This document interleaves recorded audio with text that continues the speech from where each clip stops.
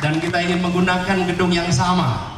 Dan ternyata perjuangan itu harus kita perbesar, memberikan ruang untuk kebebasan berkonstitusi. Caranya Bapak Anies Baswedan mohon dilihat secara utuh, di mana pertama adalah ada pengajuan permohonan izin. Di situ disampaikan bahwa digunakan untuk diskusi. Kebebasan untuk berbicara, karena ternyata gedung yang di zaman Belanda pun bisa dipakai, hari ini tidak bisa kita gunakan.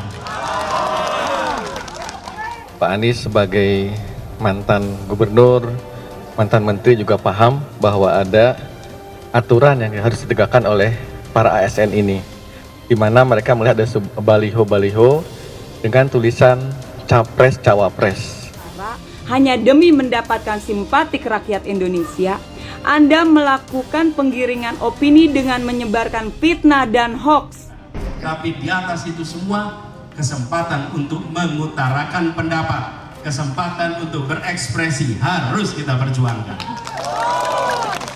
Sebelum 2014, ketika kita melihat Presiden SBY misalnya membangun perkemahan yang sedemikian megah di tempat pengungsian Gunung Sinabung 2010, itu hal yang biasa aja. Adakah yang mempersoalkan? Tidak. Tapi coba sekarang itu dilakukan, apa yang akan Anda lakukan? Anda akan kritis. Wah, masa di pengungsian dia tidak mau dekat dengan rakyat? Kenapa itu bisa terjadi? Karena ada standar baru yang ditempatkan oleh Pak Jokowi, yang diperkenalkan oleh Pak Jokowi. Dan sudah jelas bahwa aturan KPU melarang adanya pelaksanaan yang bersifat seperti kampanye selama sebelum kampanye. Jokowi adalah orang yang bikin elektabilitas Anies Baswedan selalu rendah dan yang paling bawah. Loh, kok bisa? Ini bukan karena Anies dijegal ya, tapi memang Anies yang salah mengambil langkah. Capres provokator, mulut lemes Anies digampar Ferdinand. Politikus Ferdinand Huta Heian mempertanyakan mental provokator bakal calon presiden Koalisi Perubahan untuk Persatuan Anies Baswedan yang muncul mendekati Pilpres 2024. Pasalnya Anies Baswedan meminta agar relawan pendukungnya mengawal proses pemungutan suara karena ada potensi terjadinya perlakuan intimidasi saat proses berlangsung.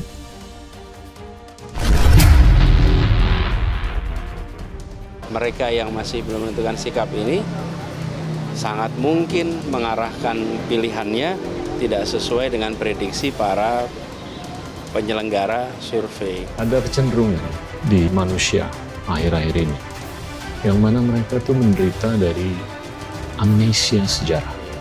Itu juga yang kami rasakan di Jakarta. Pengalaman Pilkada Jakarta, tidak ada satupun dari survei yang memprediksi akan menjadi pemenang. Dan mereka menderita dari kurangnya cognitive immunity. Ternyata survei berbeda dengan hasil pilkada. Nah, kita lihat saja. Nanti biar sejarah membuktikan. Betul. Yang nanti datang ke sini mungkin ada calon lain datang juga. Dan dengan demikian, teman-teman ASN dari pariwisata dan kebudayaan ini hanya menegakkan aturan dengan menurunkan baliho dan memberikan konfirmasi ulang kepada pemohon bahwa ternyata ini tidak diskusi, ada politiknya. Pak Anies terkait statement PSN titipan itu, Bu? Titipan itu untuk PSN mana saja Pak kalau boleh tahu Pak? Sudah ada Pak, salah satunya Pak? Salah satunya Pak? Ditambah lagi, banyak sekali dalam survei itu porsi orang yang belum menentukan sikap. Ini mesti kita kembali perlu luruskan, sehingga apa yang menjadi kebijakan-kebijakan itu mencerminkan tujuan awal. Kanan kiri itu yang mana bos, ditunjukin. Jangan besar uap saja, jangan asal nguap. Konteksnya adalah ada kewajiban pemerintah menjelaskan bahwa program yang disebut sebagai program strategis itu memang betulan strategis. Apakah ada ruang kita mempersoalkan itu? Tidak ada, Mbak. Karena sepenuhnya dikasih oleh regulasi pemerintah. Data itu dalam artian ada informasi-informasi. Kalau detailnya kan pemerintah yang pegangnya. Yang jelas kita bisa melihat bagaimana pelaksanaan PSN itu sendiri itu anti kritik begitu loh. Artinya di bagian mananya? Kan dia bisa langsung dilaksanakan, Mbak. Kalau masyarakat menolak, silakan menolak besarannya doang. Intimidasi apa maksudnya Anies ini? Kenapa jadi mental provokator seperti ini yang muncul? Ucap Ferdinand. Sebelumnya, bakal capres Koalisi Perubahan untuk Persatuan Anies Baswedan meminta para relawannya yang menjadi petugas dalam proses pemungutan suara untuk tetap tenang dan fokus. Kita semua ingin agar yang berjuang merasa tenang. Petugas-petugas yang nanti jadi saksi juga merasa tenang, karena di banyak tempat seringkali yang bertugas di lapangan tidak tenang, kata Anies.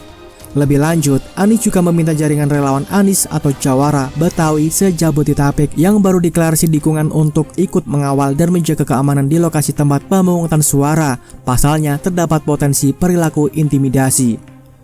Jawara ikut hadir memberikan rasa tenang karena di luar sana banyak yang kadang-kadang melakukan intimidasi, lanjut Anies. Secara terpisah, kader Partai Demokrat, Eko Jones menunjukkan petaka yang dibawa bakal calon presiden atau capres Koalisi Perubahan Anies Baswedan untuk Partai Nasdem dan Surya Paloh.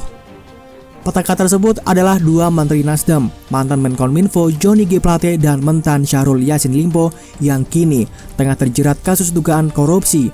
Eko menilai ini berkaitan dengan dukungan untuk Anies Baswedan. Ia mengatakan dirinya sudah memperingatkan agar Nasdem menarik semua menterinya dari Kabinet Indonesia Maju setelah deklarasi Anies Baswedan sebagai capres. Namun, Surya Paloh tidak mengindahkannya. Dari awal Nasdem deklarasi Koalisi Perubahan usung Anies, gua udah bilang tarik semua menteri dari Kabinet Jokowi. Namun SP terlalu memaksa, akhirnya menteri Nasdem dihabisi juga, ungkapnya. Dukung Anies Baswedan bawa petaka bagi Nasdem dan Surya Paloh. Siapa lagi nih wadalnya? Imbuhnya. Sebelumnya, Direktur Trias Politika Strategis Agung Baskoro menilai Nasdem perlu mengambil langkah menarik kadernya. Menteri Kehutanan Siti Nurbaya bakar dari Kabinet Presiden Joko Widodo. Pilihan paling strategis, Nasdem menarik kadernya yang tersisa yakni Siti Nurbaya untuk mencegah ekses lainnya, sekaligus memastikan bahwa narasi perubahan yang dibawa optimal, kata Agung. Hal ini disampaikannya terkait dua menteri dari Nasdem yang sudah tersangkut kasus dugaan korupsi, yaitu Menkominfo Johnny G. Plate dan mantan Syahrul Yassin Limpo. Menurut Agung, Syahrul yang sekarang dikabarkan menjadi tersangka dugaan korupsi di Kementerian Pertanian sebaiknya mengundurkan diri dari jabatannya untuk menjaga marwah partai serta kabinet. Lebih lanjut, ia menilai sulit untuk tidak mengkaitkan perkara hukum Johnny dan Syahrul dengan urusan politik terkait pencapresan Anies meski telah dibantah pemerintah. Secara institusional kepartaian, kasus kedua yang menjerat menteri dari Nasdem ini berkelindan dengan sikap partai politik pimpinan Surya Paloh ini yang memilih pencapresan Anies dan membawa narasi perubahan, ujar Agung. Apalagi jeda waktu antara kasus mantan Kominfo Johnny G. Plate dengan mantan Syahrul Yassin Limpo cukup berdekatan, sehingga publik susah untuk tidak mengkaitkan antara deklarasinya Anies, narasi perubahan, dan rentetan kasus-kasus yang mengejar kader Nasdem di kabinet, sambungnya.